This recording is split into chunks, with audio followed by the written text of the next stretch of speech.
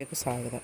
ഇന്നലെ ഞാൻ കോഴിത്തിട്ടും ചാരവും കുമ്മായവും മണ്ണും കൂടെ നിറച്ച് തക്കാളി തൈ പാകിയതായിരുന്നു. നമ്മൾ റോഡിൽ അവിടെ പാകിയില്ലേ, അതുപോലെ അവിടെ പാകിയിരുന്നു. ഇതിനകത്ത് ഇച്ചിരി വലുതുണ്ടായിരുന്നു. ഉണ്ടാകും ഇതിൻ്റെ വലുതുണ്ടായിരുന്നു. അത് ഞാൻ വേണ്ട ഈ ബക്കറ്റിൽ പാകിയേക്കുക. കണ്ടോ, ഓണത്തിനേക്കൊന്നും പറ്റത്തില്ല. നേരത്തെ തൊട്ടേ ഞാൻ ഇങ്ങനെ പാകി കിളിപ്പിച്ച ഓണത്തിനേക്ക് കാ പറിക്കാം. അല്ലാതെ എനിക്ക് 2 മൂടുണ്ട്. പിന്നെ നമ്മുടെ വേണ്ട പയർ, ഇത് കണ്ടോ, പയർ ചട്ടിക്കകത്താണ് പാകിയേക്കുന്നത്. ഇഡലി പാത്രം കിഴിഞ്ഞതാണ്, അതിനകത്താണ് പയർ പാകിയേക്കുന്നത്. ഇത് വേണ്ട സഞ്ചി, 10 കിലോ അരി വാങ്ങിച്ച സഞ്ചിക്കകത്ത്.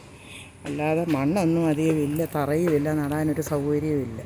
പൂണ്ട കണ്ട ഒരു കവറിനകത്ത് നിറച്ചേക്കുന്നത് അങ്ങേയറ്റ അങ്ങനെ നിറച്ചേക്കും. നിങ്ങളും ഇതുപോലെ വളവിട്ട് നിറയ്ക്കണം. ചാണകപ്പൊടി ഇല്ലാത്തതുകൊണ്ട് മറ്റു വളങ്ങളിട്ട് നിറച്ച് ഞാൻ കിളിപ്പിച്ച് ഞാൻ വളവിടുന്നത്, അത് കായ്ക്കുന്നത് എല്ലാം കാണാൻ. കണ്ട ഈ ബക്കറ്റെന്ന് പറയുന്നത് സോപ്പ് പൊടി വാങ്ങിച്ച ബക്കറ്റാണ്.